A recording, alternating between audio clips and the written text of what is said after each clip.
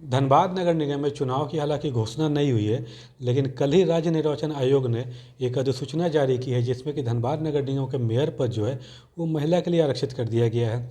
अब नए नए दावेदार भी मेयर पद के लिए आने लगे हैं। हमारे साथ अभी धनबाद जिला बीजेपी के महामंत्री जिला महामंत्री बॉबी पांडे हैं। इन्होंने भी तय किया कि ये भी चुनाव में लड़ेंगे। आइए इनसे जुड़ेंगे और जानेंगे कि क्या कुछ मकसद है चुनाव लड़ने का इनका। बताइए कि आपने भी चुनाव लड़ने का मन बनाया हुआ कि क्या कुछ कारण है चुनाव लड़ने का। पहले तो हम आपके चैनल को नमस्कार करते हैं। और चुनाव लड़ने का मेरा मकसद बस एक ही है, महिलाओं को एक मौका मिलना चाहिए और ऐसी महिलाओं को मौका मिलना चाहिए जो समाज से जुड़ी हों। क्योंकि इससे पहले भी जिस समय सीट महिला का नहीं हुई थी, ओबीसी के बारे में पता चला था, उस समय भी हम दावेदारी कर चुके थे मेयर प्रत्याशी का। और अब तो राज्य सरकार के द्वारा ये मौका भी मिला है, तो हम चाहते हैं कि जनता का थोड़ा सा विश्वास अगर हमें मिल जाता है तो नगर निगम का चुनाव लड़ने के लिए तैयार हैं। आप बीजेपी में भी हैं, जिला की महामंत्री हैं महिला मोर्चा की, और भी कुछ प्रत्याशी हैं जो चुनाव की ताल ठोक रहे हैं, बीजेपी के ही हैं वो, तो कैसे सामंजस्य बन पाएगा। ये कोई बड़ी बात नहीं है, स्वतंत्र है लोग चुनाव लड़ने के लिए, क्योंकि पार्टी से चुनाव नहीं हो रही है। ये सबसे बड़ी वजह है कि पार्टी से अगर चुनाव होती तो सोचते, लेकिन पार्टी से चुनाव नहीं हो रही है, जिसके कारण अपने अपने दावेदारी सभी महिलाएं ठोक सकती हैं जो समाज से जुड़ी हुई हैं। सबका हक भी बनता है कि वो समाज के बीच आए, सेवा करें और समाज हित में काम करें। और रही बात कि नगर निगम की समस्याओं के बारे में, आप लोग से कोई चीज़ छुपा हुआ भी नहीं है। रोज़ दिन हम लोग देख रहे हैं कि किस तरह लोग परेशान हैं, और यही सारी परेशानियों को देखते हुए हम भी समाज से जुड़े हुए हैं, समाज में लगातार काम कर रहे हैं, समाज के बीच में रह चुके हैं, लोगों की समस्याओं से भी अवगत हैं। तो ये सारी चीज़ों को देखते हुए मन में एक ऐसा विचार भी आया है कि नहीं, चुनाव हमें भी लड़ना चाहिए। और कुछ लोगों का जो समाज से प्रतिष्ठित हैं, उन लोगों का भी सुझाव यही है कि आप चुनाव लड़िए, हम लोग भी साथ हैं। क्योंकि समाज में एक ऐसी महिलाओं का ज़रूरत है जो जिसका पहचान अपने आप समाज में बनी हो। क्योंकि अभी तक जो भी महिलाएं की दावेदारी है, उनके पीछे कहीं ना कहीं उनके हस्बैंड का है, उनका पति, उनका परिवार का राजनीतिक साया बना हुआ है। लेकिन हमारे प्रति कुछ भी नहीं है, क्योंकि हमारी पहचान समाज में शुरू से अपने आप बनी हुई है। और ये सारी बातों को देखते हुए जनता की मांग है कि हम चुनाव लड़ें। कल जब से सीट महिला का हुआ है, तब से लगातार फ़ोन के द्वारा, मैसेज के द्वारा लोगों का आना जाना बना हुआ है, हमारे पास बातें हो रही हैं। और सारे लोगों का एक ही विश्वास है कि हम सेवा कर सकते हैं, समाज के लोगों का हित के बारे में सोच सकते हैं, और उनका जितना भी परेशानी है इस चीज़ का हल हम कर सकते हैं। क्योंकि इससे पहले जहाँ भी हम दौरा किए हैं, लोगों का समस्याओं तक पहुंच चुके हैं, और इस चीज़ से हम अवगत हैं कि कैसे कैसे लोग परेशान हैं। अभी आप धनबाद में ही देख लीजिए, बिजली का समस्या बोल देना या सोशल मीडिया में लिख देना या अखबार की कवर में डाल देना कि हमने आवाज़ उठाई है बिजली की समस्या। अगर आपने आवाज़ उठाई है तो बिजली की समस्या ख़त्म कहाँ हुई है। पानी की समस्या जो हर घर में ज़रूरत है, बिजली के बिना 2 मिनट महिलाएं रह सकती हैं, लेकिन पानी के बिना नहीं रह सकती हैं। क्योंकि हम बिल्कुल सामान्य घर से हैं और हम ये सारी परेशानियों को झेल चुके हैं, तो हम भली भांति उन लोगों का तकलीफ़ को समझ सकते हैं। जिस तरह पानी का समस्या है, हर दिन कुछ ना कुछ समस्या है। एक समस्या तो है, समस्या का निवारण कैसे कीजिएगा आप। समस्या का निवारण तो तभी होगा जब एक बोल्ड महिला की ज़रूरत होगी समाज में, जो बोल पाए, बोल करके पीछे ना हट जाए। ऐसे बहुत सारे जनप्रतिनिधि या बहुत सारे समाज सेवी रहते हैं कि वो तो चाहते हैं कि समाज का हित में हम काम करें। बिजली की समस्या है आपकी, हम ख़त्म कर देंगे, लेकिन ख़त्म नहीं करते हैं। 2 दिन आवाज़ उठाते हैं, तीसरा दिन लोगों को कुर्सी के पीछे ही सेटिंग हो जाता है, जिसके कारण लोग त्राहिमाम रहते हैं, अपनी परेशानियों को बता नहीं पाते हैं।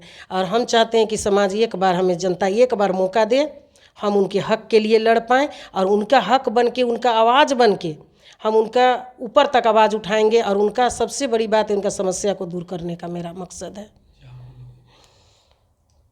और कुछ क्या, कुछ एक सिर्फ समस्या है कि और कुछ निवारण के लिए कुछ प्रयास कीजिएगा, जैसे कि बैंक मोड़ का जाम हो गया, या फिर बहुत सारे आउटसोर्सिंग इलाकों में या बीएसएल के क्षेत्र में देखा जाता है कि हाईवे वगैरह जो चल रहा है, दुर्घटनाएं हो रही हैं, प्रदूषण वगैरह जो होता है, उसको लेकर क्या कुछ समाधान की प्रक्रिया आप अपनाइएगा। बिल्कुल सही सवाल किए हैं आप।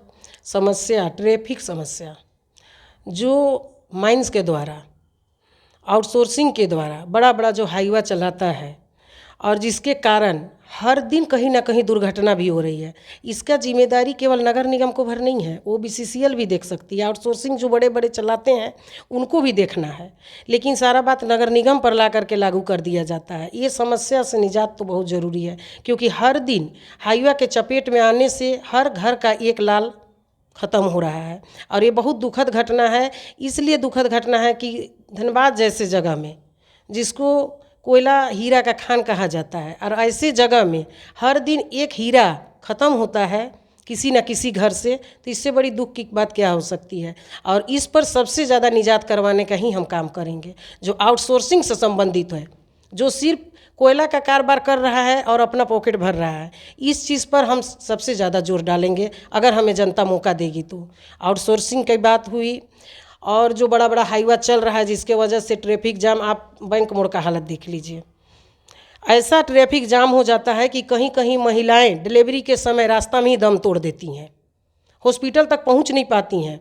एग्ज़ाम के समय बच्चा सही समय पर स्कूल नहीं पहुंच पाते हैं, इसका जिम्मेदार कौन है। तो चाहते यही हैं कि नगर निगम में विकास तो बहुत हुआ है, बड़ा बड़ा विकास हुआ है, लेकिन वो बड़ा बड़ा विकास करने वाले कौन हैं। और उनके साथ विकास हुआ है जो AC में सोते हैं, जिनको लाइट, बिजली, पानी से कोई मतलब नहीं है। वो क्या जनता का हित के बारे में सोचेंगे, वो जनता का तकलीफ के बारे में क्या सोचेंगे।